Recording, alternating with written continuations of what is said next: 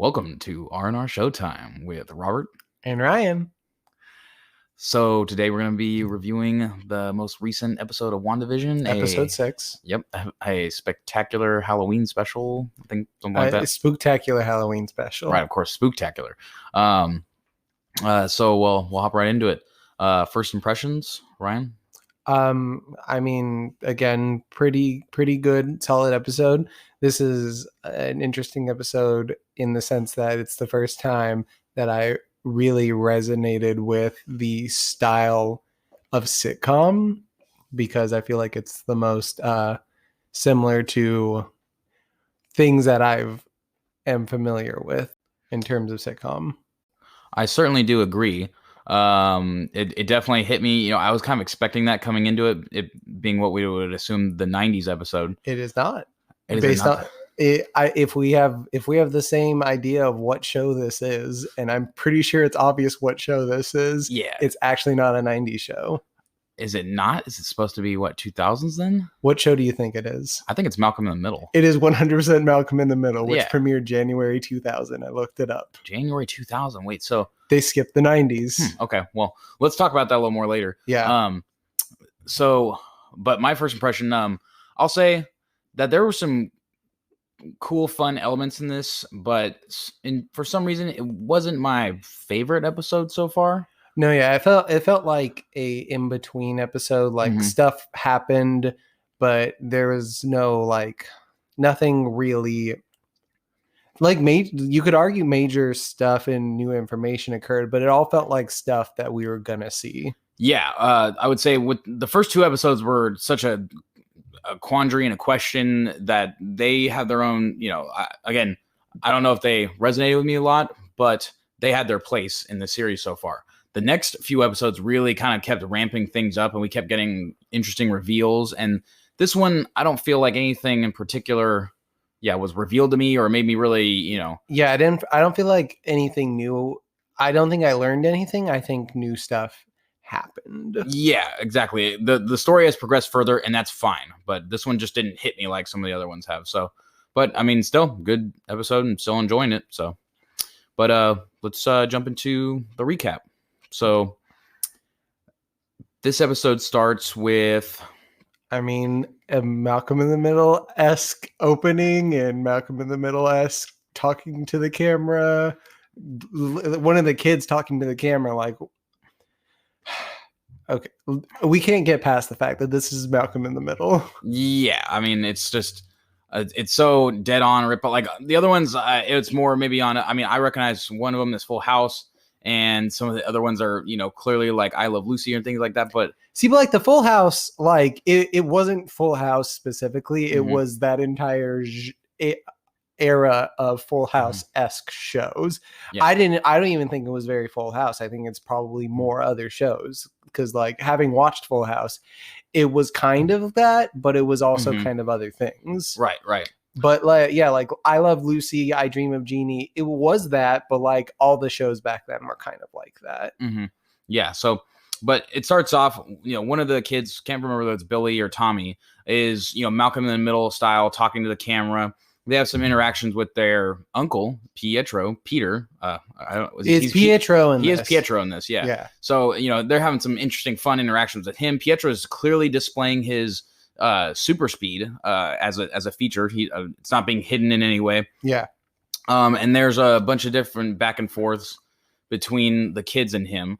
And then we have Wanda come downstairs in her Halloween costume, it being Halloween that day. And most people, maybe not all, would recognize that Halloween costume is a reference to her comic book costume that the Scarlet Witch wears. She, though, describes it as a Sokovian fortune teller. So I like how they just take that and kind of like throw it away a little bit. Yeah. And, she has a little bit of interaction with the kids and her brother. And then Vision comes down and he is dressed as what he describes a Mexican wrestler. But again, we also know that is his original costume from the comic books. So again, just like a nice little detail for anybody that happens to know that. Little Easter egg. there's a little conversation between them where Vision says that he's going to go and do the neighborhood patrol and protect the streets for Halloween and everything. And there's a little moment where Wanda seems as if she doesn't quite. She says she almost says like, that's not what you're supposed to do. Yeah, it felt like he went off script. Yeah, but he just kind of carries it on and says, oh, hey, yeah, no problem. And she just rolls with it. I feel something that I noticed is that whenever she gets some notice of Vision going off script in this episode, I feel like the thing that takes her mind off of it is her focus on Pietro. Like in that scene, Pietro comes up and basically gives Vision the out to go do the neighborhood watch, saying, oh yeah, I'll take care of the kids. It's all right. Yeah. So immediately following that, I can't quite remember what happens. Did we skip back to reality or snap back to reality? Yeah, I think they're in the mission control room, and Monica and Haywood are having their argument over what to do and what not to do. And yeah. And basically, I think through that interaction, Hayward ends up saying, you clearly aren't fit for, he makes a pretty snide comment to her, saying about how, oh, you're allied with Captain Marvel and maybe you're not fit to do what's necessary here. So you should. I actually took notes on their conversation. Hayward said, you people who left in the blip, in the snap, have the luxury of optimism, whereas Monica retorted back just that the people who didn't get snapped shouldn't use that as an excuse to be a coward. So he's saying that she's being overly optimistic. She's saying that he is being a coward. Yeah, and it was a pretty tense little interaction, which then leads to him saying, like, take them, get them out of here. You're all supposed to be working for me. I order you all out. Monica, Jimmy, and Darcy. Yeah. So they start getting carted out by some of the soldiers, and as they're getting taken away, they Kia. Jimmy snaps into action, punches one of the soldiers. Him and Monica take them down, and Darcy watches. Yeah, Darcy watches, and they take the guys' bodies. They put them away. They're not dead. Obviously, these guys aren't killers. It's we're PG-13 here with the Disney. But they drag them and put their unconscious bodies away, and they take their outfits so that they can keep moving about in the sword control center.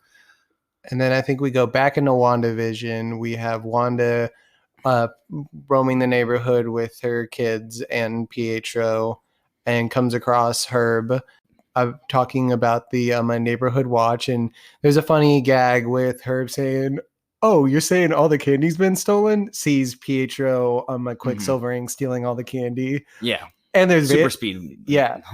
And the jack-o'-lanterns have been smashed. The funny thing is that he's saying these things and then they happen. Yeah. So yeah, definitely a funny little play. But just before that happens, she does have an interesting sort of conversation. This is another nod to what you said, how they distract her from what's going on with Vision. Because right before that starts happening, to distract her, she goes to talk to Herb and mentions it's after he. Oh, is it after? Because she says that Vision can help take care of it. Oh, okay, gotcha. Yeah. Well, my mistake. Yeah. So after this all happens, she mentions that Vision can help them. Herb says, "Well, Vision's not actually with us tonight. Like he's not on duty." Yeah. And then we have another little indicator kind of interaction where he says, "Is there something wrong, Wanda? Can we change something for you? Can I help?" Yeah, can I help? Like, and he says this kind of like little thing where he's literally like, do you need us to do something different here? Like she runs the show and they know it. Yes. Yeah. So another just interesting little interaction there. I think following that, we actually snap to Vision. I think not yet. I'm not sure. The order in this episode, it's so much more jumping back and forth because it's between Wanda, it's between Vision. So let's just try and Darcy and Monica and Jimmy outside as well. So I think we actually go back to the real world where they sneak into an area in the compound and Darcy hacks in. Yeah. And that's where Darcy is able to access the sword program that they have, where they're actually able to look inside the hex, and they have a pinpoint on Vision's location, and they can see Vision moving about. Yeah. And I think this is the transition into what Vision is doing. Mm-hmm. But before that, Jimmy notes that some of the people within the world aren't moving at all. Mm-hmm. And he asks, are they dead? Are they sleeping? Mm-hmm. And so we get, so what we first see with Vision when it snaps back to him, because I'm not sure where this actually falls. This might have, came a little bit earlier, a little later, but the first thing we see with Vision is that he is walking through he's walking down the streets of one part of the town, and he actually sees a bunch of people doing essentially these rote motions back and forth. Yeah. We clearly see a woman in particular, hanging a decoration, and like her arm is just moving back and forth. And literally, we actually notice that the woman, a tear rolls down her face as she just keeps repeating the action over and over. Then the next moment that we have Vision, he's now in what seems like a dark and even further area of the town. Later at night as well. And there are now people everywhere, people standing with their kids, and they look like they're just in motion, but everybody's completely still. No one's moving at all. Yeah. And then the third interaction that we get with Vision, up to, wherever these might fall within, our timeline here. The third interaction we get with Vision is where he has actually flown up into the sky, and he's looking around, and he spots a car that's at what looks almost like the edge of town, and it's pointed out towards a field. He flies down to this car to discover that it's Agnes in the car. He sort of addresses her, and Agnes is very almost unresponsive. She mentions, do you know where the square scare is? Yeah, town square scare. And he says, well, clearly in the town square, of course. And she just barely can respond. She's almost in some kind of, I don't know. There's just it's like low processing moment. She barely says anything to respond. And Vision touches her with his, and affects her mind, and we can assume releases snaps her out, yeah. And this is when Agnes, comes to and she says, "Oh, you, Vision, you're one of the Avengers. You can help us. Like, are you here to help us?" And he says, "Yes, I am Vision. Yes, I am here to help you." But he says, "What's an Avenger? What's an Avenger?" And so we get this. We're now getting a little bit of confirmation based on things we know before, that this Vision at least doesn't know. Only knows as much as maybe he's been imbued with, or what he's allowed to know. And this might confirm something about what we thought of how Wanda's affecting it, or what he is to this. But she goes on to, say, nobody gets out. We're all going to die. We're all going to die. Ah, she starts like going a little bit crazy. And he eventually just puts her right back into her little, her, sublimated form. And he says, "I'm going to help you, Agnes, I promise." And she says, "Okie dokie." "Okie dokie, neighbor," and spins herself around and drives back into town like nothing happened. And then from there, Vision looks out towards where her car is pointed, this little field. And what has been indicated earlier in the episode is some kind of boundary that Wanda says to the boys not to cross. I think it was Ellis Avenue? Yeah, I think so, Ellis Avenue. And Vision starts walking out towards the field. We'll pause for there. So let's go back to what Wanda has been up to. So after Pietro's helping the kids steal and cause chaos on Halloween night, she makes Pietro and the kids give back the candy that they took. And we see them walking away from a movie theater that lists The Incredibles and The Parent Trap as the movies that are playing. I don't know how important those details are, if it's just an Easter egg of a superhero family movie and a movie about twins. Yeah, not a movie about twins, movie about superheroes. And then what I would be interested to see is the release dates for those as well. It would be 2004 and 1998, I would guess, for The Parent Trap. I'm not certain, but Incredibles is 2004. Yeah, so this actually lends, I hadn't even thought about it until you mentioned to me that Malcolm in the Middle was released in 2000, but this actually lends a little more to what we now see, is that this is actually a 2000s skip. This isn't really the 90s. So I find that to be a little interesting, and I think it definitely has a little bit of its own commentary on the situation. But it goes on that she has an interaction with Pietro, and Pietro it seems to be very frank with her in some ways about what's going on. And he says that a couple of things that are said, at least. One is that he said that the last thing that he remembers is getting shot, darkness, and then he could just hear Wanda calling out, and that he had to go to her. Yeah. And this is after her asking kind of like, how are you here? Yeah, and also she was visibly suspicious of him. Earlier in the episode, she tried to test him with some knowledge that only Pietro would know. And then later she asked him, well, what happened to your accent? And he replies, what happened to yours?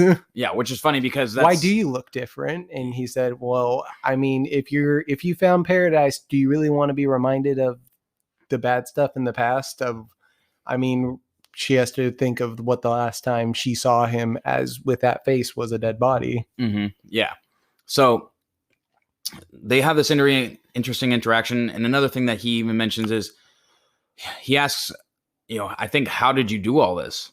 And she kind of comes forward and says, I don't really know how I did this or how it all started. She sort of confirms what we somewhat knew already. I think that was the interaction, right? Yeah, well, we're not as in order in this episode because I feel like it jumps back and forth so much. But yeah, that's eventually where their interaction takes them, because he's basically saying he sees what's going on. He recognizes what she's done and the ethical ambiguity of it and is impressed by it, and then asks her straight up, how did you do it? And she says, I don't know. I just remember feeling nothing, this crippling loneliness, and then it sort of came to be. So we don't know what took her from that feeling of nothingness, that emptiness, to Westview. Yeah. Another thing that we do see just post this little interaction is that Billy and Tommy, one of them, not sure which. Tommy is the cool brother that has speed. Billy is the psychic, not cool brother. Yeah, so one of them manifests his super speed and shows Tommy manifests super speed, and Pietro's like, oh, chip off the old Maximoff block, ha ha ha. But it's a really interesting thing to note that, again, one of the kids has super speed apparently. And then I believe after this is I think we jump back to outside, and so yeah, if we come back to outside, the last thing we saw was they knew that Vision was being tracked, and then Monica comes up. Monica says that she wants to go back in. Darcy pushes back and says, no, your DNA, your cells have been altered by going through the hex twice. And Monica basically fires back like, you know what, cells decay, metastasize, and all that. Reference to her mother who died of cancer. Yeah. And she just wants to help Wanda, so she's willing to take that risk. Yeah, which I really kind of speaks to Monica's, character, that it's more important to her to make sure that this problem kind of gets solved than what happens to her.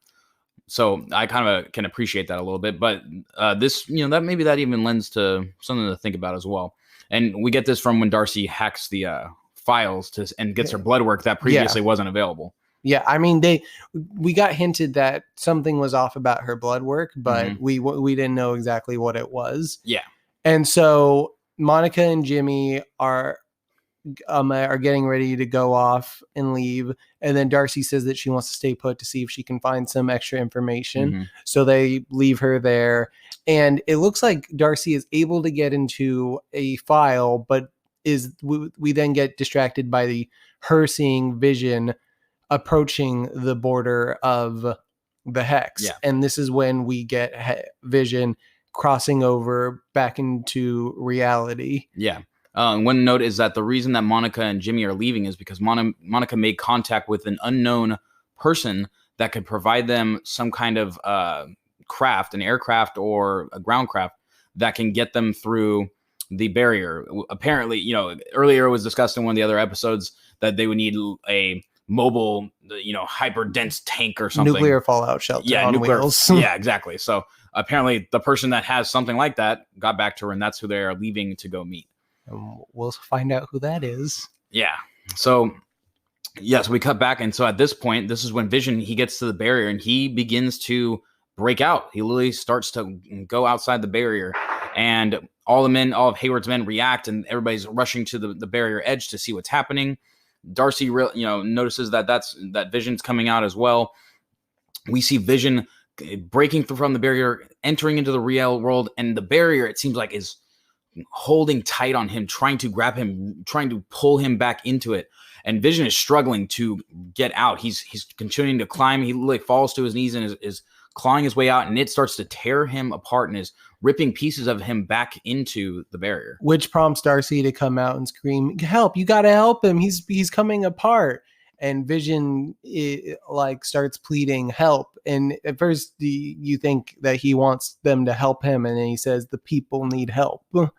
And then Darcy's sort of stunned by that. But then one of the people stops Darcy, handcuffs her to a vehicle to keep her in place. Yeah. Typical soldiers, just like, get out of here, woman. And they're just sort of watching Vision come apart, unsure of what to do, I guess, is what they're just waiting for him to become a hunk of vibranium they can take. Yeah. So we snap back into where Wanda, Pietro, and the boys are. Billy, he starts hearing something. He's looking off, and he hears, and he's having some sort of kind of connection, and he goes and he tells Wanda, Dad's in trouble, and that Dad needs help. And Wanda perks up at this moment, and we see, she almost like comes alive a little bit, and then her eyes, they turn. Well, first she asks Billy to where is he? What's happening? Mm-hmm. And he focuses in again, and he says that he sees soldiers and that they think he's dying. And that's when she's able to realize where he is by the note of the soldiers. Mm-hmm. And then her eyes turn red. So her eyes turn red, and then we snap back to outside. Well, no, we see her basically. Everyone around her freezes. Right. Okay. Yeah. She freezes. Everybody freezes. So she within Wandavision. Yeah. So we don't know. I guess I don't know if she's just she's stopping everything. She's stopping the program for right now. And then we snap back to reality, correct? Yes. And then that's when we see all the soldiers and everybody outside. All of a sudden, the barrier starts to glow red, and it starts to sort of like hum and vibrate. We get a little jump to Monica and Jimmy as well at this time. Yeah, they see it reacting. They see it start moving. Yeah, and it starts moving. Like the barrier starts moving outwards. It starts expanding, and it eventually envelops Vision. The first thing we see, Vision gets pulled back in. He looks fine. Yeah, he looks fine, but he's not moving. He's now inside the barrier, and is just laying there. All the soldiers and everybody starts running. They get into their vehicles. They start flying and getting away. They get into helicopters. We see Darcy start to get pulled through, and we just see her go, "Oh fudge!" Yeah. As we don't see what happens to her, but we see her cross over, and then we see as the hex goes over the outpost, the little shield, like all the tents and stuff. We see everything turn into a circus, a carnival. We see the tent set up as bases turn into a circus tent. We see a helicopter in the air turn into a hot air balloon. We see the personnel and soldiers turn into clowns and circus performers, which I think is actually that scene in particular, I just think is kind of delightful to watch them turn into clowns and circus performers in particular. Yeah, it's almost funny, and it's a good, reasonable interpretation for her world to just, turn these, soldiers into just some happy-go-lucky things, but also that she turns the soldiers into clowns. Yeah, it's almost fun in its, darkness. We see Hayward speeding off in a car. His car's like almost being clipped by the hex. They drive past some car dealership on the way out of town, and turns into a used car lot. And then an older version of a car lot. A more rustic one. Like the early 2000s. Yeah. And then as we drive past the Westview sign, we saw Jimmy and Monica. Monica went by before. It turns into a retro version of the Westview sign. Yeah, retro and doesn't look quite as old. The Westview design we saw it looked as if it hadn't been updated in years and it was almost a little dilapidated. But now looks like it's fresh and it's just been posted up. Yeah, and yeah, I think that's pretty much as the hex expands, it gets to a certain point where it hits over these things, and that's pretty much how the episode. Haywood gets on the radio and says, "Anyone respond? Can anybody hear me?" Mm-hmm. No response. And the episode ends back in the hex, looking at Wanda's face as her eyes go back to normal. Mm-hmm. And end of episode. Yeah. So in that way, we had such a amazing ending the previous episode and the one before that. That one was certainly, it's definitely a very interesting development there on how it concludes. But again, not so crazy surprising or anything. And not very satisfying. Yeah. Like it almost felt like, this is the first episode, like since maybe the first or second episode where I ended and I was like, I expected more. Yeah, exactly. I kind of just wanted more. Yeah. So, which is, it's a good thing, but it's like this time I didn't feel especially satisfied by what I got in the episode. Mm-hmm. Yeah. And I would say that with a show like this, I think what it is that we've had such amazing moments so far where we really hit these great notes where we're so excited to see Pietro come or to like get the answers on what was happening in episode 4. So that with so many like kind of high notes, this one just not ending on that almost feels like we're not getting as much here. But still, it was still exciting. Some things going on, and it's an episode that will I believe that this episode will make me appreciate the next few episodes more. Because if you're consistently getting like overwhelmed with good, then at a certain point it's going to start to feel like you're going to get exhausted by all of the stuff happening. So this episode, maybe this is just the episode where we start to feel exhausted because arguably a lot of big things happen. The kids have superpowers. Pietro has an interaction with Wanda where it seems like he's recognizing that she has control here. We're seeing apparently the kids were, as Pietro implies within the episode, maybe the kids were just left sleeping in beds up until this point. Mm-hmm. And so we see that there were kids in the hex. Where were they before? Were they just put into like basically a coma? Mm-hmm.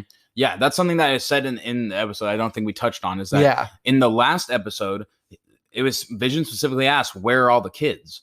And in this episode, there are kids everywhere. Yeah, it's a Halloween episode. We see kids on Halloween trick-or-treating and stuff. Yeah, and it's kind of that it makes us goes into the Vision asking these questions that's going to break Wanda out of the perfect world. Which he asked a valid question: where are the kids, Wanda? So she says, "Bam, make them all come on. Here's all the kids. They exist now." But with so many extra bodies in play, we see Vision is able to see that maybe Wanda doesn't have enough power to be in control of all the people at one time to keep them all moving and operating. So we have people stuck in a stasis, or we have people doing these rote movements that are aware enough to they're clearly miserable. Like the lady crying, when I noticed the tear rolling down her face, I was like, that's fucking dark. Yeah, no, it almost make it. If before we thought Wanda was kind of, just making these things happen, or these people are just sort of living an under pseudo life, and maybe even the outburst from Herb or even from Agnes we see in this episode makes us think, well, obviously it's not good. They don't like it, but maybe they're not suffering so much other than being not quote unquote. But to see that really is, they're being forced to just stand still. They're being forced to do these rote movements. And yeah, like we were able to be like, because the only person we had before were like major player characters, where at least they were living a life. They were like allowed to do stuff. Like they were like, oh, hey, neighboroni. Yeah. And like imagine that there are some people that are being literally propped up as set pieces here. Definitely makes it a little more, even if Wanda doesn't. She's not thinking about it.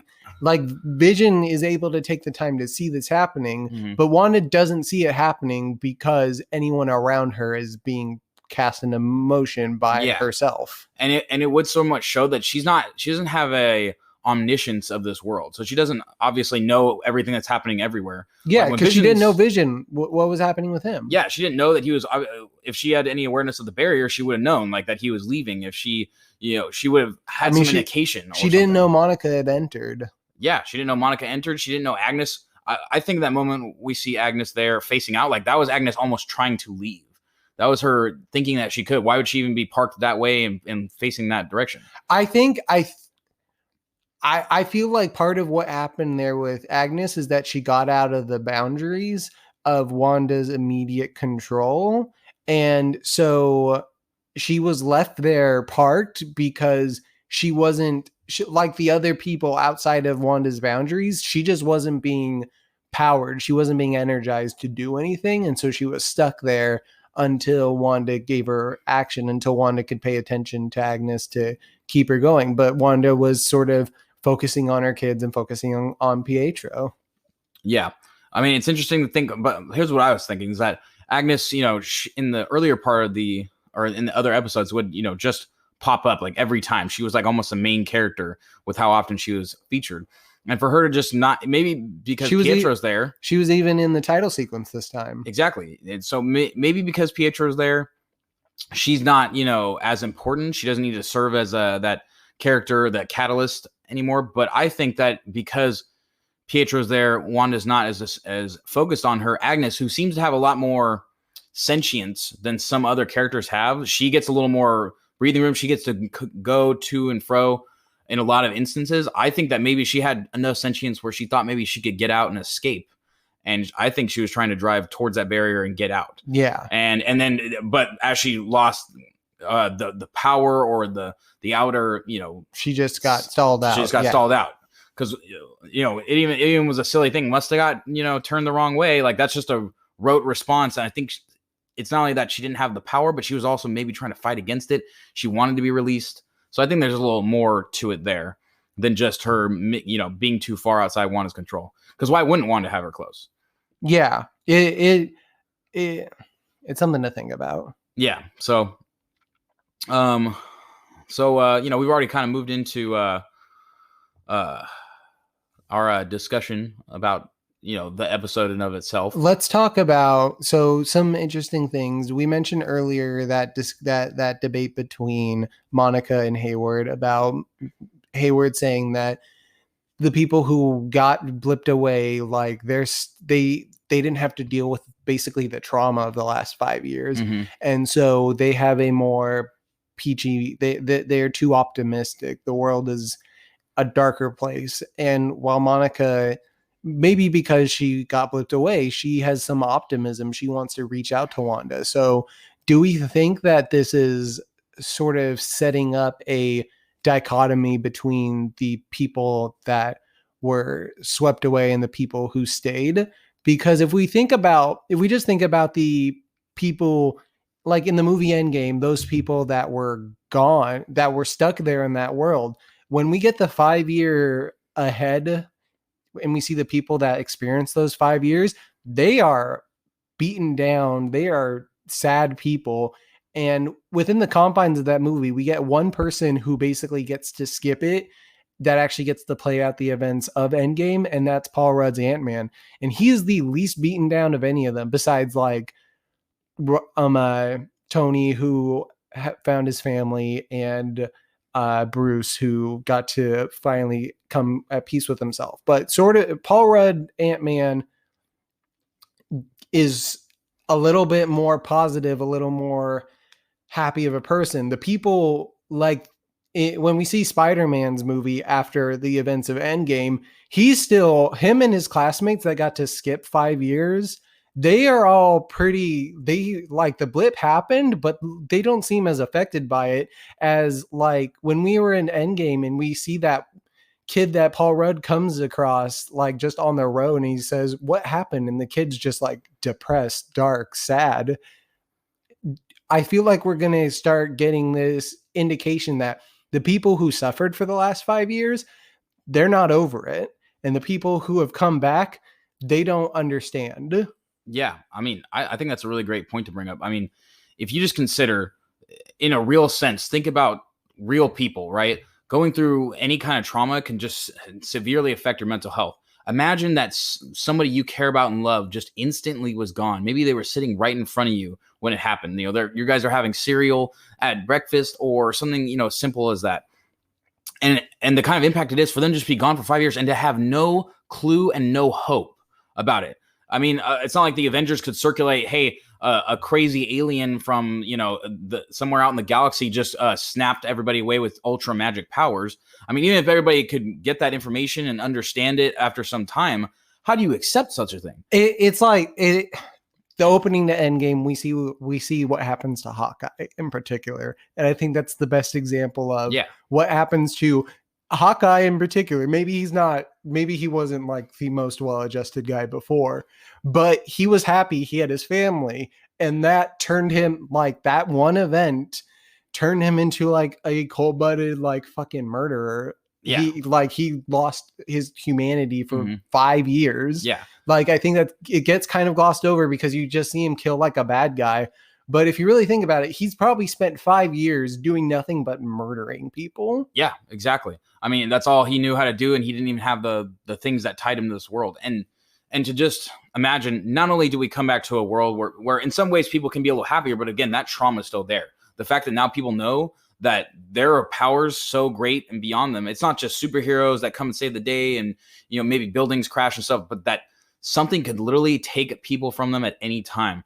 That they could just, I mean, such an in-your-face exposure to the greater powers beyond. I mean, that almost can rob people of hope. Even if people came back, even if it's still to think, why should people not take things seriously? I think in some ways, it's even really makes me think that Hayward is not overreacting here. That really explains his position a lot better. Yes. Like, he's militant because when they weren't militant before, when they just kind of let things, I mean, go and didn't take things as seriously as possible, Thanos happened. I think that's an explanation that so many people are going to say going forward. It's always going to be, you know, this is the kind of thing that led to Thanos happening because people didn't do something about this sooner. And then one more thing to even think about is this is also a world now that doesn't have the Avengers, really. I mean, you know, Banner still exists, but, you know, Thor at this point, he's gone. He is now left. We know that he's gone. He's off with the Guardians. Spider-Man's a villain, a pariah. A villain, apparently now. We don't know. We don't know. As of the end of Homecoming, or not Homecoming, Far From Home, he is a villain. He's a pariah now. Carol Danvers is off in space, presumably. Yeah, she's not. I mean, and we don't see much from her. Even what Monica's reactions are. We know that Tony Stark, Iron Man, you know, a known protector of the world, is dead. He died in that battle, which was a great and amazing sacrifice. But he's also gone now. Steve Rogers also presumed, like most people are probably presuming, he's just gone. Hawkeye was, we don't know, like he was already not like a mainstream, like necessarily Avenger.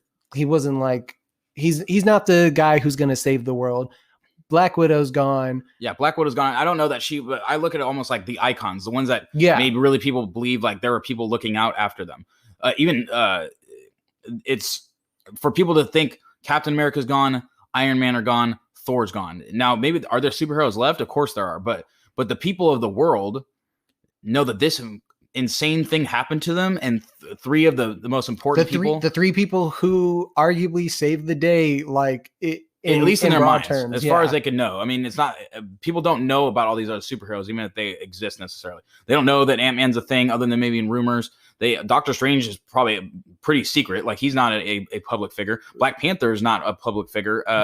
Maybe depending on how, you know, we see what occurs from the events of Black Panther. And well, outside of the world, we know something. He's not going to be there. Yeah, exactly. And you know, Vision's dead. You know, respect to the world. Boseman, he's not going to be there, so we don't even know how that's supposed to develop. To the world, Vision has been dead. Yeah, Vision is dead apparently, and it's known. At least people, you know, Sword FBI agents, some people in the know that he's gone. Well, Agnes, a normal person, knew Vision was dead because Vision died 5 years ago. He died outside of the events of the snap, and so that actually lends us a little bit of proof to think at least that most of the people that would know the events of Endgame, that it must have been circulated, that the events of Infinity War are known. Yeah. So that was circulated. People know that, like, people are gone.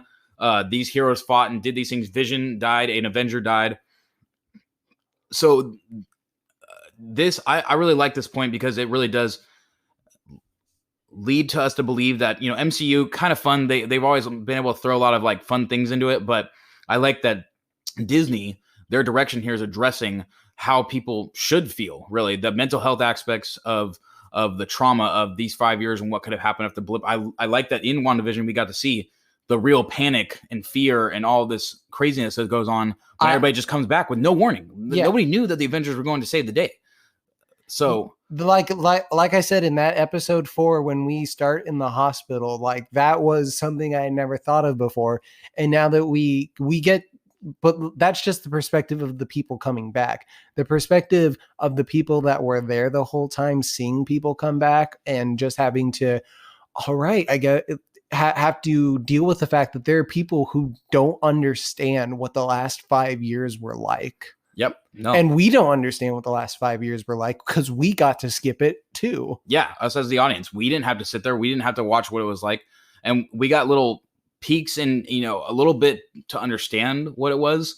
But I think this, I think this does paint a very interesting picture. And I am interested to see more in the following movies and Marvel TV shows to see more of that. I like that they're addressing it, and I want to see more of that going forward. And I don't know. It's just such a fascinating, interesting thing. And I think it's a great point to have brought up. So, yeah. So let's see. Moving on. Do we have another point? Let me see. So just a side note, they bring back the drone that Wanda tossed to the ground and brought in, the one that tried to fire a missile at her, and it's sort of surging with red energy. Like it has the effects of the hex on it, something, and so they brought it in. It looks like they were set to analyze it. And I mean, now it's been sucked back into the hex. So I wonder what data, if anything, they may have been able to pull from that. And it's another side note. I mentioned earlier that Darcy looked like she was able to get into a file, but then we get distracted by Vision getting to the exit. I wonder if she was able to open something and see some information that we won't find out about until later. Yeah, they definitely kind of made it a point where Darcy said that she wanted to stay behind and see if she could find anything else out, penetrate a little deeper into their system. So I feel like that's definitely going to lead to something. But it's interesting because she was sucked up. Now maybe it's something. I'm wondering if all these new soldiers and Darcy are going to come under Wanda's spell and become somebody different, or maybe because she's expanding her control even more than she already had, maybe they'll be within the world but not under control. So, well, we saw that they were actively moving despite the fact that the others in the hex were paused, but maybe that's because that's where her focus was in that moment. And we'll have to see, maybe next episode we get a trip to the circus. Yeah. So that'll be interesting. One thing I want to bring up is Vision coming out of the barrier. It sort of disproves one of my little theories that I had, which was that maybe if Vision breaks free from the barrier, that he will, come back to real life. And it would seem to be that I was wrong, that he can only exist in the barrier, and that apparently the barrier was trying to rip him back into it. So I have this idea that, even if he had stayed there, eventually he would have just been ripped piece by piece back within and just reassembled right there in the barrier. But it must have been painful. He was really being torn apart. So yeah, it's unfortunate, because I was hoping it would be some kind of return of the Vision thing, but not to say that doesn't mean it can't happen. Maybe there's a possibility that Wanda could manifest him, but as it currently stands, it would seem that theory is proven wrong. Let's think about Monica's blood cells. I think that this is the beginning to tip off that how we rationalize Monica gaining superpowers if she is to become Photon or the next Captain Marvel. That's where I think that this is leading to. Yeah, it's just a little thing. That's my belief. And so another possible theory I have here is, so we see Wanda expand the barrier, and it'll be interesting to see if she does maintain more control or releases control. But now that we know that the barrier can get bigger, I have a thought that maybe, and we see that the boys are 2. They are born with superpowers. So even though there's questions about their conception and everything, this kind of leads back to that House of M storyline reference. In that, again, House of M, she erases all mutants, but what we're looking for and hoping to see is how does she bring how do mutants get introduced to the Marvel universe? And maybe there's something crazy that happens where Wanda is going to push the barrier literally all the way until it expands to the universe or the whole world, and now it awakens mutant. Yeah, and once she gets to the timeline where we're current in the timeline, there's no more progressing forward in time. Everything just stays as it is, except that people now can exist with powers. At least, I mean, her boys can. Maybe Wanda says, if the reality where Vision exists and where my boys exist and where Pietro exists is only this one, I'm going to make it the entire reality. She's literally going to push. I love that. Yeah, she's going to like we can even look at it as like all of that barrier is an entry into another universe, and that she's just going to rip her universe over everything. So maybe that's it right there. I don't know, because we see that she can expand it, and we don't know whether like she expands it only so much or what. We'll have to see in the next episode to see if that causes any kind of effect or whether she loses control. But maybe that's just it. Maybe she is just going to rip this whole reality into the reality where they exist again, and that reality is one where Pietro, Evan Peters' Pietro from the mutants exists, and maybe that same reality that manifests is the reality that includes all the mutants, including maybe the ones from X-Men First Class and all the days of all those crossovers. Maybe I mean, only time can tell. I actually do really like that idea. And then there's just one last thing that I want to touch upon, and we don't have a lot of time left, but the commercial of this episode. Yeah, okay. Yo Magic Yogurt. Yeah, Yo Magic Yogurt. I have no idea. I like that it was this interesting play. I think it's supposed to be Yo Play, kind of. Yeah, and it's like it's like a claymation cartoon, which like I feel like there are a bunch of those like cool shark, like, hey man, here's this yogurt. It's very the best 90s. Yogurt ever. That's very 90s. Though. It was incredibly. It was talking to our childhood. Yeah. So one thing we actually discussed this, off the cast, but was that we know that it's a Malcolm in the Middle kind of style. So we know that it's more 2000s, but I think when The Parent Trap came out in 1998, and then we do see elements here that are still a little bit 90s. And I think in the last episode, everything wasn't exclusively 80s. I think there was a little 80s, 90s kind of bleed over. So we're looking at like a 90s, early 2000s crossover. Yes. So it's not a distinct, like this entire decade, but it is a little bit of a, where the sitcoms were at that time, maybe, or where, even to say where the commercials were at that time. But yeah, so the tagline of the commercial, it's the Yo Magic Yogurt, the snack for survivors. And it's almost like magic belongs to survivors because Wanda and Pietro were survivors and they got magic. Mm-hmm. That's maybe what I was getting from that. Mm-hmm. One weird thing that needs to be pointed out about this commercial though, is that the shark shows up to a kid on an island that's so hungry. He gives him a yogurt, and the kid literally sits there and tries to get the yogurt open, but it like fast forwards time day by day as the kid just slowly starves to death and dies, and then he's a skeleton. It's dark. Yeah, it's kind of like, wow, that was okay. That was a child dying. Yeah, that was a kid that just died on the island because he couldn't get the yogurt open. But they made it claymation, so it was kind of just funny. Yeah, but I don't know what there's supposed to be more that I want to get from this kid dying in it. That, I mean, yeah, maybe I guess the Yo Magic was. I think your idea here is pretty sound. I don't have much else I could think off of it other than what you're saying, that it's supposed to mean like a survivor's the only one that gets access to the magic, I guess. Maybe, yeah. And then like the Parent Trap thing in The Incredibles, I think it's just very clearly Incredibles is a movie about a superhero family. We have a superhero family. Yep. The Parent Trap is a movie about twins. We have two sets of twins. Yeah. That I think that's as much as it is. And yeah, we got a movie from the late 90s, and we got a movie from the early 2000s. So that also helps to set our general time era. Mm-hmm. Oh, one totally random thing I was thinking about. Kind of funny that it's a Halloween episode, and earlier in it, there's these funny little interactions where Evan Peters does these like, I'm gonna get you, I'm gonna kill you, ding, ring, ring, ring. Which is, I mean, it's just funny because at least me, I know him most for American Horror Story, where Yeah. he's literally a murderer in half of them. So Yeah. Yeah. Maybe not half of them, but he does be doing it. He does be doing it for sure. So I like almost that little meta reference kind of, and that's fun. But yeah, so final thoughts.